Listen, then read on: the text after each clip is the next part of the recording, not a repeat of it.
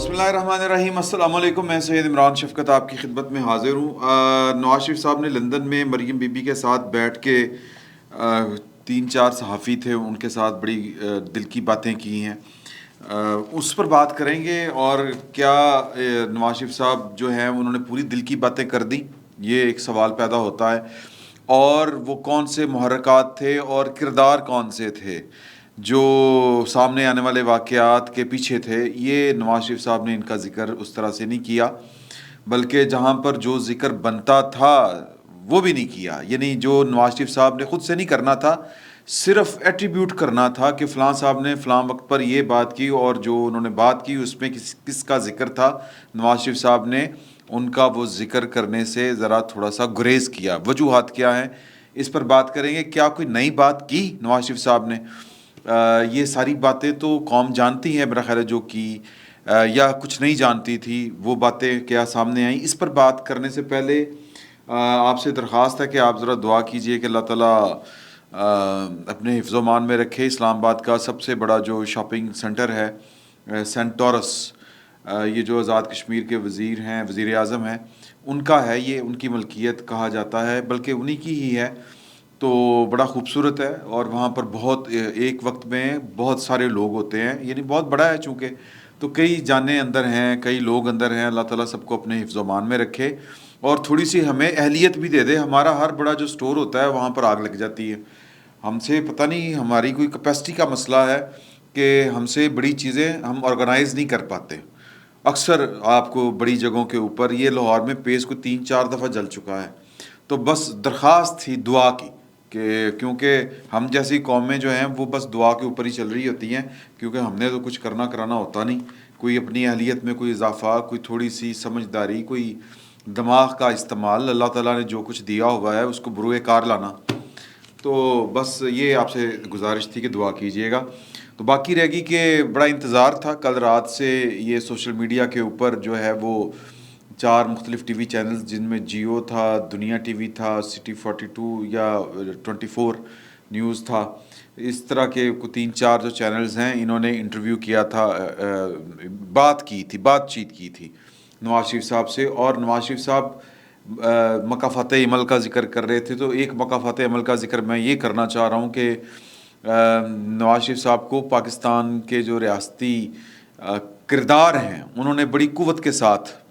System سے نکالا تھا، اور ان کے لیے 2000 مطلب ویسے تو پرویز مشرف صاحب شروع ہوئے تھے، اور پہلی دفعہ ان کے خلاف جو ان کا بنیادی جو جرم ہے، وہ مسلم لیگ نون کے جو سینئر لوگ ان سے جب بات کریں، نواز شریف صاحب آج پوچھ رہے تھے، مجھے سمجھ نہیں آتی کہ میں نے غلطی کہاں پہ کی ہے، جرم کہاں پہ میں نے کیا ہے، میرے ساتھ یہ سب کچھ کیوں ہوا؟ مطلب یہ کہ میں مزریز ہیں، ویسے تو سیاست میں ظلم مخالفوں کے ساتھ ہوتے ہیں، اور تھرڈ ورلڈ میں تو خیر بہت ہوتے ہیں، تو وہ جرم کیا ہے جو ان کو، کہ بیٹی کو میرے سامنے گرفتار کیا گیا مجھے توڑنے کے لیے، اذیت دینے کے لیے، وہ بیٹی کی بیٹی یعنی کہ میری نواسی سب سے چھوٹی، وہ ماں کو گرفتار ہوتے دیکھ کر، مطلب وہ بچہ، معصوم بچہ، دل کو ہاتھ پڑا یار، سچی بات ہے یہ والی بات سن کے۔ تو پھر والدہ کا انتقال ہوا، مطلب لندن میں، پھر والدہ ملنے آیا کرتی تھی، ضعیف والدہ، وہ کس طرح بیہیو کرتی تھی، والد صاحب کا انتقال ہوا جلا وطنی کے دور میں، یہ ساری باتیں وہ کہتے ہیں مجھے سمجھ نہیں آتی میرا قصور کیا ہے۔ قصور ان کا وہ ہے جس کا وہ ذکر نہیں کرتے۔ وہ کیا قصور ہے، یہ پاکستان مسلم لیگ نون کے جو سینئر لوگ ہیں، جو نواز شریف صاحب کے میں اگر کہوں کہ ان کے رائٹ اور لیفٹ والے لوگ ہیں، وہ ان کو وہ بتاتے ہیں، اور وہ بھی صرف نجی محفلوں میں بتاتے ہیں، اور مطلب پبلکلی اس کو اون نہیں کرتے۔ نواز شریف صاحب نے تھوڑا سا حوصلہ دکھانا شروع کیا تھا 2 دفعہ۔ ایک دفعہ پرویز مشرف صاحب کے دور میں جب واپس آئے تھے پاکستان، تو ذرا کھل کے بات کیا کرتے تھے۔ ایک دفعہ جب یہ لندن میں گئے اب دوبارہ، تو یہاں پر انہوں نے کھل کے باتیں کرنا شروع کی تھیں اپنی جلا وطنی کے دوران، یا علاج کرانے کی غرض سے گئے ہوئے تھے۔ اب علاج کی پوری کہانی میں نے آپ کو سنا دی ہوئی ہے کہ یہ ریاست پاکستان کیا کرنا چاہ رہی تھی، پاکستان کے پرائم منسٹر کیا کرنا چاہ رہے تھے، جو پاکستان کی ریاست کے بڑے بڑے سٹیک ہولڈر ہیں وہ کیا کرنا چاہ رہے تھے، لیکن باجوہ صاحب آڑے آئے اور انہوں نے کہا کہ یہ کام نہیں ہوگا، کیونکہ وہ اچھا یہ عہدے کا بھی ایک ہوتا ہے کہ آپ جس عہدے پہ بیٹھ کے چیزوں کو دیکھ رہے ہوتے ہیں تو وہ آپ کو اور طرح سے سمجھ آتی ہے، اور آپ کے جو نیچے کام کرنے والے لوگ ہوتے ہیں وہ کچھ اور طرح سے کہتے ہیں، باس کو کی پتہ، حالانکہ باس کو آپ سے زیادہ پتہ ہوتا ہے۔ تو باجوہ صاحب نے جو نواز شریف صاحب کے متعلق عمران خان صاحب سے صرف ایک سوال کیا تھا، اور اپنے جو ٹیم کے وہ لوگ جو نواز شریف صاحب کے ساتھ مل کے عمران خان صاحب کے ساتھ مل کے نواز شریف صاحب کے ساتھ جنہوں نے فیلڈنگ لگائی تھی نواز شریف صاحب کے خلاف، تو ان کو انہوں نے صرف ایک سوال کیا تھا کہ کیا آپ ایک اور بھٹو برداشت کر سکتے ہیں؟ تو آگے سے بتی گل، تو پھر انہوں نے کہا تھا پھر جانے دیں، اگر آپ کے ڈاکٹر یہاں پہ ہاتھ نہیں ڈال رہے، اور ڈاکٹر جب ڈاکٹروں سے بات کی، یہ پی آئی سی ہمارے ساتھ ہے، ظاہر ہے کہ پی آئی سی میں آنا جانا رہتا ہے، تو وہاں کے جو ڈاکٹر ہیں جو نواز شریف صاحب کو دیکھنے والے ڈاکٹروں میں، معائنہ کرنے والے ڈاکٹروں میں، لک آفٹر کرنے والوں میں شامل تھے، وہ کہتے ہیں کہ یار کہ اتنی چیزیں گڑبڑ تھیں کہ رسک کوئی نہیں لے رہا تھا، اور مطلب جب بڑے بڑے رسک نہیں لے رہے تھے تو ڈاکٹروں نے کیا کرنا تھا۔ تو خیر جنرل باجوہ صاحب کی انٹرونشن کی وجہ سے نواز شریف صاحب جو تھے وہ بیرون ملک گئے علاج کی غرض سے، کیونکہ نواز شریف صاحب کا بوجھ یہ سسٹم برداشت نہیں کر پا رہا تھا، اور جو ناعاقبت اندیش تھے یہاں پر، جو سسٹم کے کل پرزے تھے، وہ تو کہہ رہے تھے پھر کیوں ہے، پھر کیوں ہے، تو وہ باجوہ صاحب نے پھر ان کو سمجھایا کہ پھر کیوں ہے، ایک بھٹو نہیں سنبھالا جا رہا تو اس کے بعد تو آپ کی ریڑھیں لگ جانی ہیں، کیا کریں گے؟ تو پھر لیکن پھر وہ مریم بی بی کو روکنا گارنٹیز کے طور پر کہ جناب کہ یہ ہو جائے گا میرے خلاف، تو اندر سے عمران خان صاحب کہتے ہیں اپنے حاشیہ بردار صحافیوں کے ساتھ جب بیٹھتے ہیں کہ نواز شریف کو باہر بھجوانا جو تھا، وہ باجوہ صاحب نے جو کیا تھا وہ میرے خلاف چال تھی، مریم کو بھی بھجوا رہے تھے، وہ تو میں مریم کو نہ رکھواتا تو یہ باجوہ صاحب تو پہلے سال ہی مجھے لے دے گئے تھے، وہ اس طرح کی باتیں کر رہے ہیں۔ تو نواز شریف صاحب جو ہیں ان کو سزا جو ملی ہے، جو ابھی وہ آج سوال کر رہے تھے، لیکن انہوں نے وہ جانتے بوجھتے ہوئے وہ اپنا جرم نہیں بتا رہے کہ ان کا جرم کیا تھا۔ ان کا جرم تھا واجپئی کو لاہور بلانا، ان کا جرم تھا کہ کشمیر کا مسئلہ ریزالو کرنے کے نزدیک چلے جانا، ان کا جرم تھا، اور پھر اسی چکر میں وہ پھر کارگل کیا، اور وہ پھر وہ کتابیں آ چکی ہیں، کرنل شفاق کی بھی آ چکی ہے، نسیم زہرا صاحبہ کی بھی آ چکی ہے کہ کارگل میں 4 جرنیل تھے، 4 جرنیل، اور وجہ کیا تھی میں وجہ کے پیچھے نہیں جانا چاہتا، نواز شریف صاحب اگر یہ والا بوجھ نہیں اٹھا سک رہے تو میں کون ہوتا ہوں؟ تو لیکن نواز شریف صاحب کو پتہ ہے کہ ان کا جرم کیا تھا، ان کا جرم ہے عوام کے حق حاکمیت کے لیے کوشش کرنا، ان کا جرم ہے دستور کی بالادستی کے لیے کوشش کرنا، ان کا جرم ہے جو انہوں نے غدار کون جو کتاب ہے اس میں انہوں نے بار بار اس کا ذکر کیا ہے، لیکن اب وہ جان بوجھ کے نہیں کر رہے اس کا ذکر، ان کا جرم ہے پرائم منسٹر کے آفس کے اوپر کسی کو کمپرومائز نہ کرنے دینا، یہ بے نظیر بھٹو کا بھی جرم تھا۔ اور کیسا وزیر اعظم ہمیں چاہیے کہ جو کام بھی کر سکتا ہو اور تابع دار بھی ہو، لائق بھی ہو اور تابع دار بھی ہو۔ عمران خان صاحب جو ہیں وہ اس معیار کے اوپر پورا نہیں اترے، تابع دار وہ پورے تھے لیکن لائق نہیں تھے، تو جو لائق ہوگا وہ تابع دار نہیں ہوگا، اب یہ کمبینیشن کٹھا نہیں مل سکتا، یعنی ایک ٹکٹ میں 2 مزے نہیں ہو سکتے کہ تابع دار بھی ہو اور لائق بھی ہو۔ سر جو لائق ہوگا وہ تو کہے گا کہ یار میں پرائم منسٹر کے اختیار کے اوپر وہ کمپرومائز نہیں کرے گا، میکسیمم جو ہے وہ کوشش کرے گا کہ اختیار اور وہ جو روم پورے کا پورا لے۔ تو نواز شریف صاحب کا، بے نظیر بھٹو کا، ذوالفقار علی بھٹو کا یہی جرم تھا، اور ناقابل معافی جرم کیا تھا؟ ناقابل معافی جرم جو تھا وہ نواز شریف صاحب کا یہی تھا کہ واجپئی صاحب کو بلانا، اور اس کے بعد سے آپ دیکھ لیں کہ نواز شریف صاحب جو ہے وہ عوام نے ان کو یعنی بار بار موقع دیا، عوام ظاہر ہے کہ انہوں نے جتنی، وہ آج بھی بات کر رہے تھے کہ یار ہم نے جتنی ترقی پاکستان کو دی، پاکستان مسلم لیگ نون نے، نواز شریف نے جتنی خدمت کی، پاکستان کی ایٹمی دھماکے کیے اور پھر امریکہ کے دباؤ کو مسترد کرتے ہوئے، اصل ایبسولوٹلی ناٹ تو وہ تھا جو میں نے کہا تھا $5 بلین تشتری میں رکھ کے مل رہے تھے، لیکن کیا وہ کیا نام ہے، وہ کروز میزائل جو ہے ہما ٹاک کے یا ٹوکا ہم اس طرح کر کے نام ہے اس کا، اس کی ریورس انجینئرنگ جس طرح کر کے کروائی گئی، اور مطلب پھر موٹر ویز کے جال جس طرح بچھائے گئے، انڈسٹری جس طرح کر کے لگی، تو نواز شریف صاحب کا کلیم ٹھیک ہے کہ اتنا کام کسی اور نے کیا ہے. یہ آپ ضیاء اللہ کا دور دیکھ لیں, آپ جو پاکستان کے جو کہہ لیں کہ مارشل لاز جو لگے ہیں, وہاں پر صرف یہ ہوتا تھا کہ لوگوں کی خوشحالی عارضی اس لیے ہوتی تھی, زیادہ سے زیادہ ریئل اسٹیٹ ایک دم اٹھتی تھی, اور اس کی وجہ یہ ہوتی تھی کہ امریکہ آپ کو پیسے دے دیتا تھا. پیسے اس لیے دیتا تھا کہ یہاں پر جو ڈکٹیٹر آتے تھے وہ امریکہ کی اصل معنوں میں نوکری کرتے تھے اور اس کی جنگ لڑتے تھے. آپ پرویز مشرف کو دیکھ لیں, آپ جناب ضیاء الحق صاحب کو دیکھ لیں, آپ ایوب خان صاحب کو دیکھ لیں. ایوب خان صاحب کے دور میں سرد جنگ چل رہی تھی, عروج کے اوپر تھی, بڑ بیر سے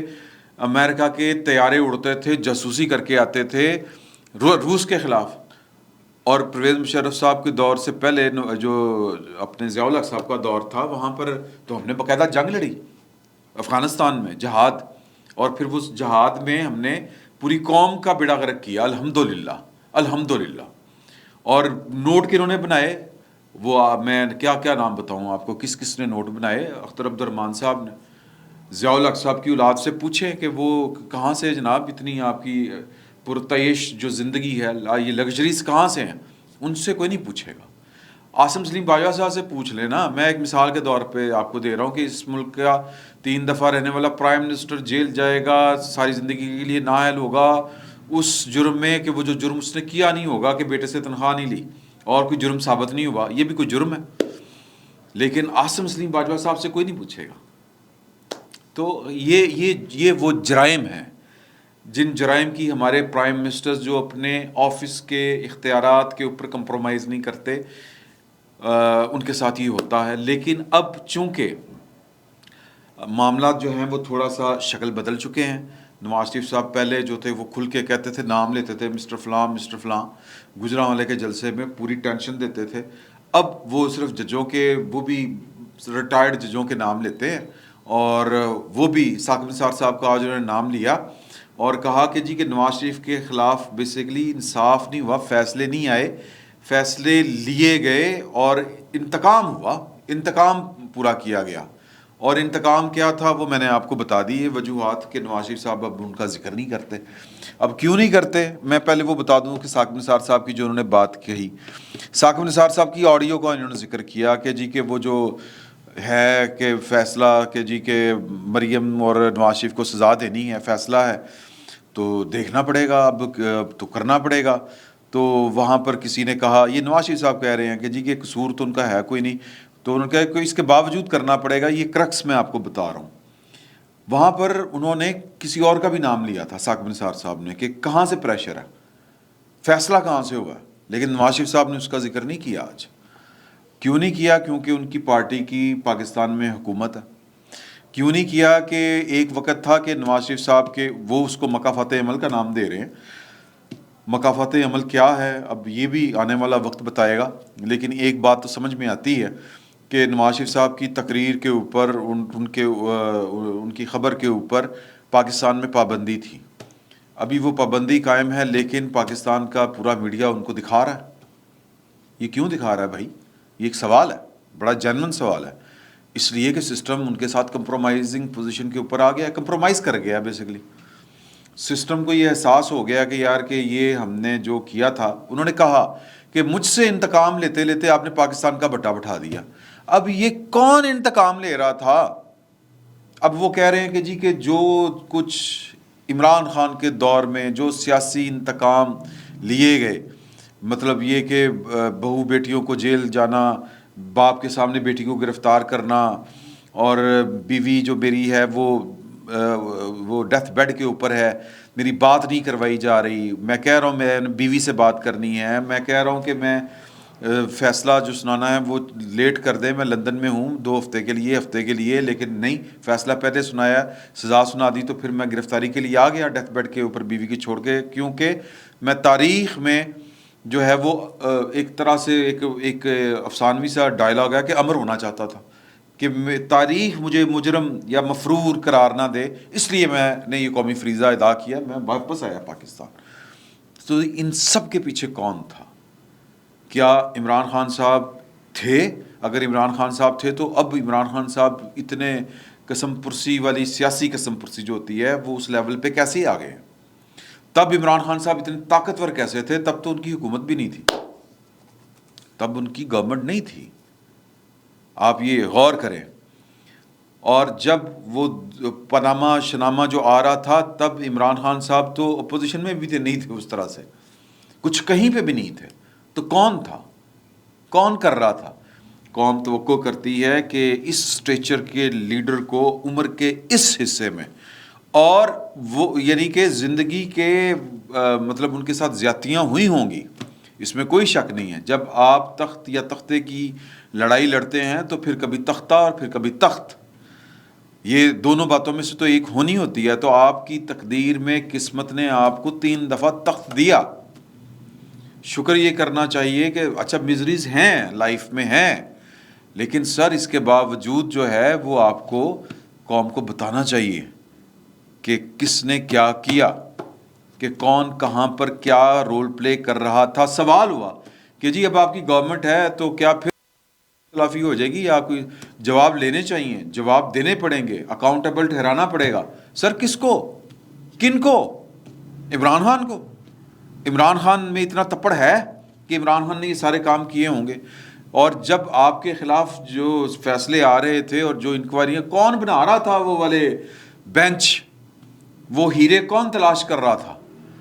وہ واٹس ایپ کے اوپر جو ہیں وہ کیا ہو رہے تھے؟ شوکت صدیقی صاحب کن دنوں کی باتیں کرتے ہیں؟ شوکت صدیقی صاحب کو کون کہہ رہا تھا کہ کوانٹم طے ہونا ہے؟ تو سر نام لیں، بتائیں قوم کو۔ قوم آپ سے یہ توقع کرتی ہے کہ یہ لڑائی آپ نے لڑنی ہے۔ قوم نے آپ کو کبھی مایوس نہیں کیا، میں معافی چاہتا ہوں، قوم آپ کے لیے ہمیشہ کھڑی ہوئی ہے، قوم نے آپ کو بار بار ووٹ دیا ہے۔ اور راستہ اگر کوئی بھولا تھا، قوم نہیں بھولی تھی، ایئرپورٹ کا راستہ آپ کا سگا بھائی بھولا تھا۔ تو مطلب اب اگر آپ کے بھائی کی گورنمنٹ ہے تو پھر کیا سب کے گناہ معاف ہو جائیں گے؟ کہ یا پھر این آر او بتا دیں گے این آر او ہو چکا ہے، یا این آر او کے نتیجے میں ہی یہ سب کچھ چل رہا ہے، یا مسلط کشی جو ہے، یا مسلط اتنی غالب آ چکی ہے کہ آپ مغلوب ہو گئے ہیں مسلط کے ہاتھوں۔ تو یہ تو اس طرح تو کام کبھی بھی نہیں رکیں گے، یہی کچھ چلتا رہے گا۔ کل آپ کی باری تھی اور آنے والے دن میں مریم کی باری ہوگی، مریم کی نہیں ہوگی تو کسی اور کی ہوگی۔ مطلب ہماری قسمت میں یہی رہ گیا، یہی چوہے اور بلی کا کھیل رہ گیا۔ یہ دن کب بدلیں گے، یہ پریکٹس کب چینج ہوگی؟ تو یہ کسی کو تو سٹینڈ لینا پڑے گا۔ تو اور جو کہتے ہیں نا بائی ڈیفالٹ یہ سٹینڈ آپ ہی کو لینا ہے، کیونکہ بے نظیر بھٹو کو بڑی آسانی کے ساتھ، زرداری کو بڑی آسانی کے ساتھ، ذوالفقار علی بھٹو کو بڑی آسانی کے ساتھ اس قوم کی جو اکثریت ہے اور جو سب سے طاقتور جو اس قوم کا حصہ ہے وہ ہے پنجاب، وہ ان کو غدار مان لیتا تھا۔ وہ کہہ لیتا تھا کہ یہ مطلب ختنے چیک کریں، سوری میں یہ الفاظ استعمال کر رہا ہوں، بھٹو صاحب کی لاش کا معائنہ کروایا تھا ضیاء الحق صاحب نے، کیونکہ پروپیگنڈا اتنا زہریلا تھا کہ یہ تو جناب انڈین ہندو ہے، انڈین ایجنٹ ہے، یہ تو بھیس بدل کے بیٹھا ہوا ہے یہاں پہ۔ بے نظیر بھٹو سیکورٹی رسک تھی پاکستان میں، کیونکہ مطلب وہ پروپیگنڈا کیا تھا، اور یہ پروپیگنڈا جو مطلب بائے کرنے والوں کی جو اکثریت ہے وہ اسی صوبے سے تھی۔ تو آپ اس صوبے کی نمائندگی کرتے ہیں، یہ صوبہ آپ کا ہے اور لیڈ آپ نے کرنا ہے۔ کوئی بلوچی، کوئی سندھی، کوئی پختون، کوئی یہ ہمت نہیں کر سکتا، یہ کوئی نہیں کر سکے گا۔ یہ سارے حساب پنجاب کو لینے ہیں اور آپ کو لینے ہیں، آپ نے لیڈ کرنا ہے۔ تو اگر آپ اس مطلب کوئی حد ہوتی ہے، کتنا کمپرومائز کرنا ہے سر، کتنا، اور کتنے آپ نے ظلم برداشت کرنے ہیں، کتنا مسلط سے کام لینا ہے؟ آخری مطلب کیا مسئلہ اتنا کافی ہے علامتی طور پر کہ نواز شریف صاحب جو سوال بھی ہوا اور جو مریم نے بھی انشاءاللہ کہا اور آپ نے بھی مسکرا کے ہلکا سا انشاءاللہ کہہ کے بات جہاں پر ختم کی، وہ یہ تھا کہ جی کہ 2023 میں الیکشن ہے کہ نواز شریف چوتھی دفعہ وزیر اعظم ہوں گے، تو بس یہ کافی ہے، مرضی آپ کی ہے۔ فی الوقت اتنا ہی، بہت بہت شکریہ۔